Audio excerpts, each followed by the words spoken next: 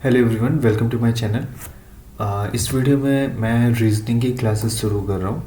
और जैसा कि मैंने रीजनिंग के जो मैंने डिस्कशन किया था कि किस किस टॉपिक से क्वेश्चन आ रहे हैं बीपीएससी में, तो उसी बिहाफ पे हम लोग आगे बढ़ेंगे। ऑल दो उसमें हम लोगों ने जब ये देखा था, वो वीडियो पड़ा हुआ है, आप पीछे जाकर देख सकते हैं। उसमें हम लोगों ने ये देखा था कि मैक्सिमम टॉपिक्स आ गए थे बीपीएससी के एग्ज़ाम में। लगभग 12-13 टॉपिक्स थे, तो हम लोग सारा कुछ यहाँ पे कवर करने वाले हैं। पर हम लोग शुरुआत एक सीक्वेंस में करेंगे और फिर आगे बढ़ेंगे, राइट। तो पहला टॉपिक जो मैंने लिया है वो है एनालॉजिकल रीजनिंग। आपको समझ में आएगा, आप नाम से मत घबराइएगा कि नाम थोड़े कठिन है तो ऐसा क्या इसमें हम लोग पढ़ने वाले हैं। जब मैं पढ़ाना शुरू करूँगा तो आपको खुद समझ में आ जाएगा कि नाम में कुछ नहीं है, ठीक है। तो हम लोग एनालॉजिकल रीजनिंग ऐसी चीज़ है, मैं आपको इसका इंट्रोडक्शन जरूर दूंगा, बट जब हम लोग इसको समझेंगे, इसका कंसेप्ट समझेंगे, तो साथ में मैं एग्जांपल लेके क्वेश्चन सॉल्व करवाऊंगा। तो उस बिहाफ पर आप इसको ज़्यादा अच्छे से समझ सकते हैं, ठीक है। तो बिना टाइम वेस्ट करे हम लोग आगे बढ़ते हैं। क्या होती है एनालॉजिकल रीजनिंग? इसमें दो शब्दों के बीच संबंध दिया जाता है, जैसे कि बोला जाएगा नाव का संबंध है नदी से, ठीक है। और फिर बोल देगा कि फॉर एग्ज़ाम्पल कि मैं कह सकता हूँ कि फ़ोन का संबंध किससे है ना। उसी इस तरीके से तो हम लोग को क्या किया जाएगा, इसके अंदर दो शब्द के बीच में संबंध दिया जाएगा, ठीक है। दो मतलब एक रिलेशन दिया जाएगा कि दो वर्ड्स हैं, उन दोनों वर्ड्स में आपस में क्या रिलेशन है। रिलेशन के कई तरीके हो सकते हैं, ठीक है, कई पर्सपेक्टिव हो सकते हैं। तो हमको मेन उसके अंदर फोकस करके समझना ये ज़रूरी है कि वो किस चीज़ के बारे में बात कर रहा है। यही चीज़ इस टॉपिक के अंदर सबसे ज़्यादा इम्पोर्टेंट है। अगर आपको ये आप समझने में मतलब ये समझना अगर आपके लिए आसान हो गया, आप इस कंसेप्ट को समझ गए जो मैंने अभी आपको बताया, तो आपको ये क्वेश्चन बहुत ईजिली हो जाएगा, चुटकियों में हो जाएगा, चाहे कोई भी क्वेश्चन वो दे दे, ठीक है। तो मैंने आपको अभी जो समझाया आप उसको सुनिए, जब हम लोग एग्जाम्पल सॉल्व करेंगे तो ये चीज़ बिल्कुल 100% क्लियर हो जाएगी। अभी अगर 50% भी आपको क्लियर हो रहा है तो बहुत है। दो शब्दों के बीच में संबंध दिया जाता है, मैंने जैसे नाव का संबंध बताया नदी से, ठीक है।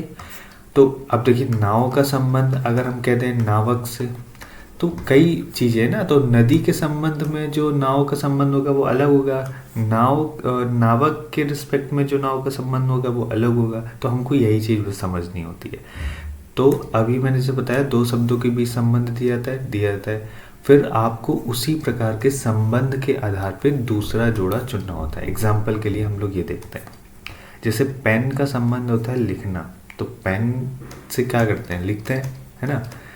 जब लिखते हैं तो ये पेन का किस मतलब पेन का जो एक्चुअल यूज़ क्या है वो लिखने के लिए हो रहा है। लेकिन अब आप तो कई चीज़ें पेन से करते होंगे। फॉर एग्जांपल आप स्टूडेंट रहे ही होंगे, हम लोग भी रहे हैं, राइट। तो पेन से हम लोग तो पेन फाइट भी खेलते हैं, अगर आपने कभी खेली हो तो, ठीक है। तो उस केस में इसके साथ जो इस रिस्पेक्ट में पेन का जो रिलेशन है वो दूसरा है, और इस रिस्पेक्ट में जो पेन का रिलेशन है वो दूसरा है, ठीक है। तो यहाँ पर हमको क्या समझना है, यहाँ को हमको समझना है कि पेन का लिखने का जो संबंध दिया गया है वो किसके रिस्पेक्ट में है, ठीक है। दैट मीन्स ये पेन के यूज़ के रिस्पेक्ट में है। तो चाकू का जो रिलेशन होता है, अब इस अगर पेन का जो संबंध है लिखने से, तो वो किस मतलब पेन का यूज़ से बता रहा है कि किस लिए यूज़ होता है। उसी प्रकार चाकू का जो रिलेशन होगा वो यूज़ के टर्म में बताना है कि किस लिए चाकू यूज़ होता है, राइट। तो इसका आंसर क्या होगा, काटना किसको, सब्जी या जो भी सब्जी तरकारी है, जो हम लोग कह सकते हैं किचन में जो भी चीज़ें काटने के लिए यूज़ होती हैं वो चाकू से होता है। लेकिन अगर हम जैसे मैंने पेन के लिए क्या बताया, पेन फाइट, ठीक है। चाकू के लिए भी तो कई सारी चीज़ें होती हैं। अब मान लेते हैं सिर्फ जब समझने के लिए, अब इसको अदरवाइज मत लेना। तो चाकू तो चोर के पास भी होती है ना। तो अगर हम ये कहते चाकू को मैंने ऐसे अगर लिख दिया होता चाकू का चोर से, राइट, तो यहाँ पे इसका जो चोर से जो रिलेशन दिखाया जा रहा है जिस रिस्पेक्ट में भी, वो अलग है। और सब्जी काटना या काटना जो रिलेशन है वो जिस रिस्पेक्ट में है वो अलग है। तो यहाँ पर आपको यही समझना है, ठीक है। मैं फिर से एक बार एक्सप्लेन करता हूँ। जैसे पेन का लिखने से संबंध दे रखा है। तो आपको ये चीज़ इसमें समझनी है, ये आपको खुद से लॉजिकल तरीके से समझनी है कि पेन का लिखने से क्या संबंध है।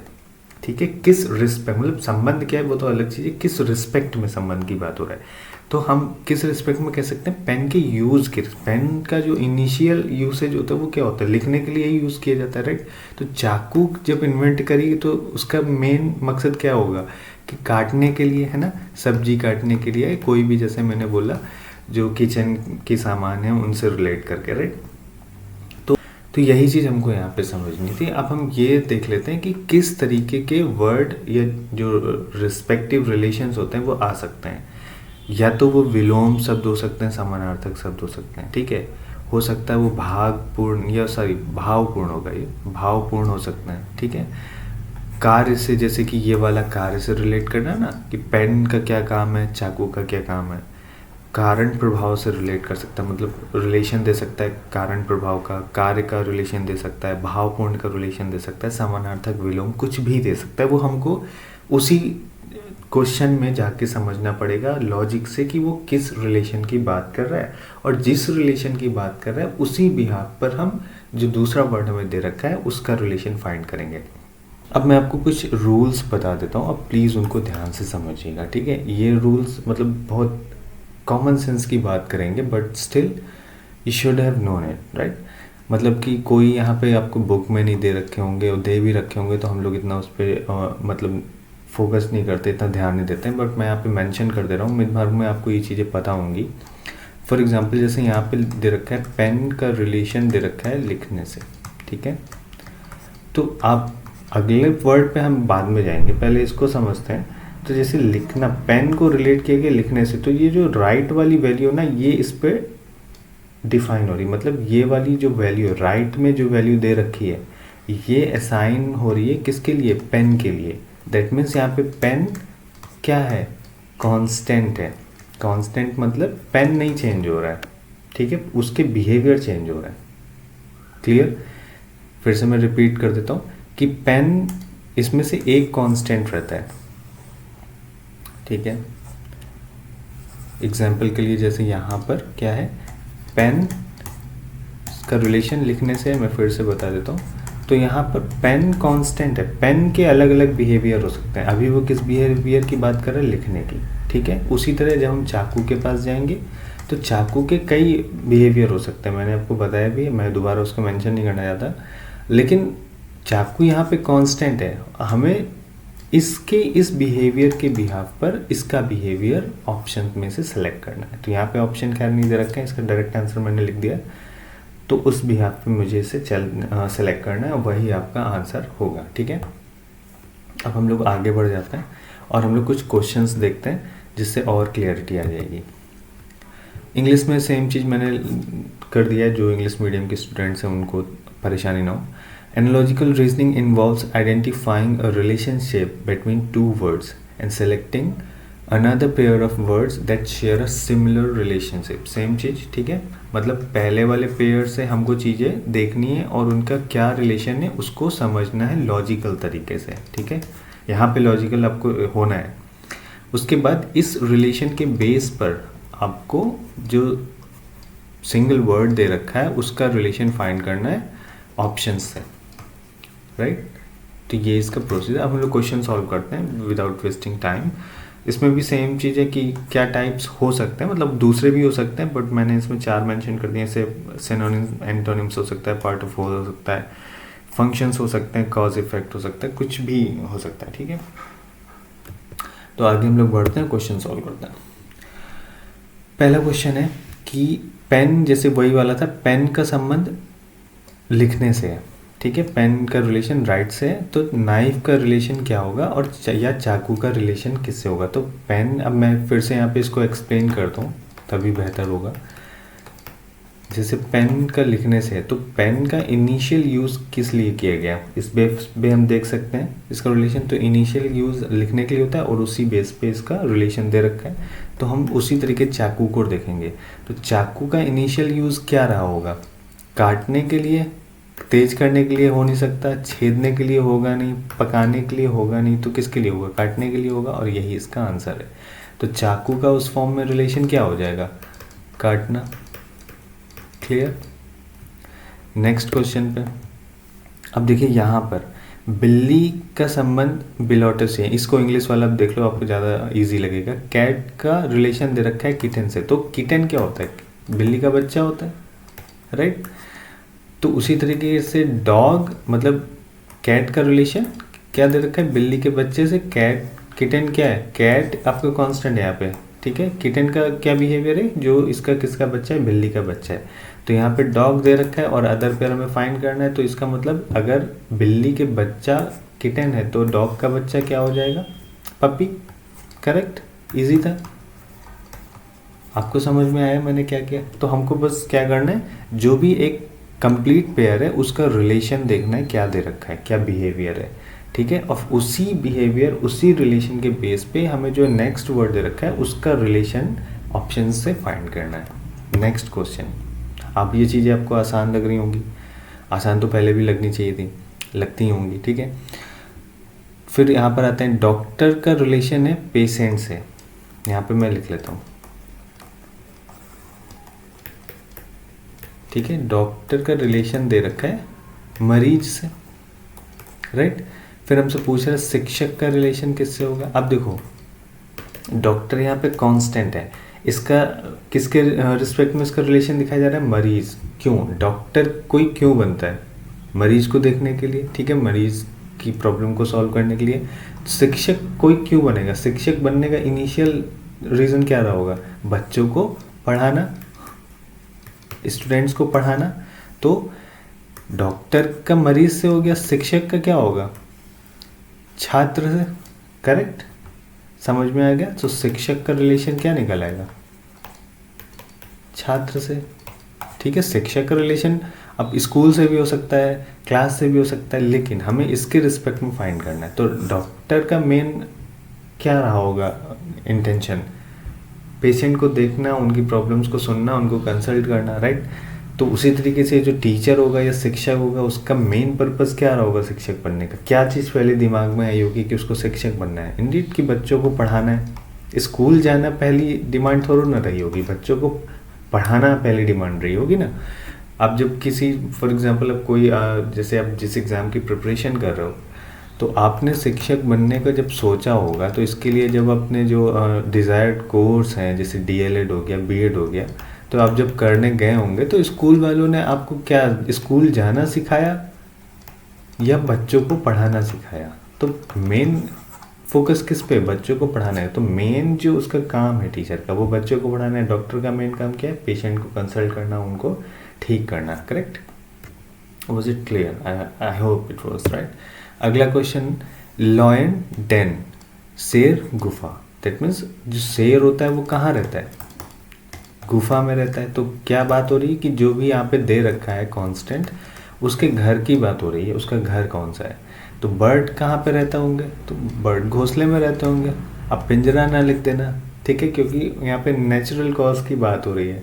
तो पिंजरा तो नेचुरल नहीं है, ठीक है, ये तो आर्टिफिशियल है और इनको बांध के रखने वाली चीज़ है। तो वो चीज़ हमें नहीं करनी, हमें नेचुरल, हमें मतलब कॉमन सेंस इतना लगाना है, ये चीज़ ऐसी नहीं है जो समझाई है। क्लियर। तो ये क्वेश्चन भी आपका हो गया। अब नेक्स्ट क्वेश्चन है मून सैटेलाइट, ठीक है, चंद्रमा उपग्रह। तो अर्थ का रिलेशन किससे होगा। अब देखो, मून अगर लिखा है सैटेलाइट, मैं हिंदी में लिख देता हूँ, चंद्रमा का संबंध दे रखा है उपग्रह से। तो ये क्या है, चंद्रमा, चंद्रमा क्या है, चंद्रमा एक उपग्रह है, ठीक है। वैसे ही अर्थ या पृथ्वी क्या है, एक ग्रह है, सही है। तो जिस तरह से चंद्रमा एक उपग्रह है, उसी तरीके से पृथ्वी क्या है, एक ग्रह, मतलब एक सैटेलाइट है चंद्रमा, और जो अर्थ है वो आपका प्लेनेट है। तो इसका आंसर प्लेनेट हो जाएगा। क्या आपको इसमें कोई दिक्कत है, होनी भी नहीं चाहिए। आगे आ जाते हैं, हैंड का जो रिलेशन है वो ग्लव्स से दे रखा है, हाथ का दस्ताने से। तो पैर का क्या होगा, अब देखो हाथ में क्या पहने जाते हैं, ग्लव्स पहने जाते हैं, दस्ताने पहने जाते हैं। पैरों में क्या पहने जाते हैं, सॉक्स पहने जाते हैं, मोजे पहने जाते हैं, और तो जूते भी आ जाएंगे, ठीक है। लेकिन यहाँ पर आपको कुछ थोड़ा सा यहाँ पे लॉजिकल होना पड़ेगा कि उस ग्लव्स की बात कर रहा है, ठीक है, मेड ऑफ कॉटन, ये कुछ भी कपड़े की बात कर रहा है, ठीक है। तो हम लोग उसी तरीके फुट पे जो पहनेंगे वो शूज़ के लिए नहीं जाएंगे। ऑल्दो यहाँ पर आप थोड़ा कंफ्यूज हो सकते हैं, बट यहाँ पर अगर चारों ऑप्शन देखेंगे कि शूज़ की बात हो रही, सैंडल की बात हो रही, स्लीपर्स की बात हो रही, ये तीनों एक ही मतलब सिमिलरिटी शो करते हैं। बट सॉक्स ऐसी कंडीशन में नहीं, सॉक्स इस थोड़ा सा अलग कैटेगरी में चले जाते हैं। तो इसलिए इसका आंसर जो आपका हो जाएगा पैर के लिए वो हो जाएगा मोजे, ठीक है। फिर अगला टॉपिक है फिश स्विम, मछली तैरना, क्योंकि मछली क्या करती है, तैरती है। तो अगर हम जैसे पक्षी की बात करें तो पक्षी चलेंगे क्या, वो भी उड़ेंगे, उनका जो काम है, ठीक है, उड़ना, राइट। तो आई थिंक ये चीज़ें आसान आपको लगने लगी होंगी, मतलब पहले भी लगती होंगी, बट मेरा काम था आपको बताना ताकि चीज़ें सीक्वेंस में रहें, इसलिए मैं आपको ये पढ़ा रहा हूँ। हो सकता है आपको ये सब चीज़ें पहले से आती हो, आनी भी चाहिए। फिर बुक का रिलेशन है रीड। बुक किस लिए होती है, पढ़ने के लिए, सिंपल इस तरीके से हमको देखना है। बुक किस लिए होती है, पढ़ने के लिए। तो खाना किस लिए होता है, खाने के लिए, इज़न्ट इट। पकाना तो अलग चीज़, पकाना हो सकता है, परोसना हो सकता है, उगाना हो सकता है, लेकिन खाना यहाँ पे बुक किस लिए होती है, पढ़ने के लिए। बुक तो लिखी भी जाती है लेकिन होती किस लिए, पढ़ने के लिए। उसी तरह खाना किस लिए होता है, खाने के लिए। बाकी उसका क्या प्रोसीजर है, क्या प्रोसेस है, वो एक अलग पॉइंट ऑफ व्यू है, राइट। फिर नेक्स्ट क्वेश्चन है आई, आंखें किस लिए होती हैं, देखने के लिए। उसी तरह कान किस लिए होते हैं, सुनने के लिए, ठीक है। मैंने जानबूझ के दे रखे हैं इजी, तो आप देख लीजिएगा इसको, ठीक है। उसके बाद ट्रेन, ट्रैक। ट्रेन कहाँ पे चलती है, पटरी पे चलती है। तो जहाज, शिप, अच्छा एक चीज़ और, ये शिप की बात कर रहा है, तो जहाज से आप कंफ्यूज उस वाले जहाज से मत हो जाना, ठीक है। शिप का मतलब होता है पानी वाले जहाज से,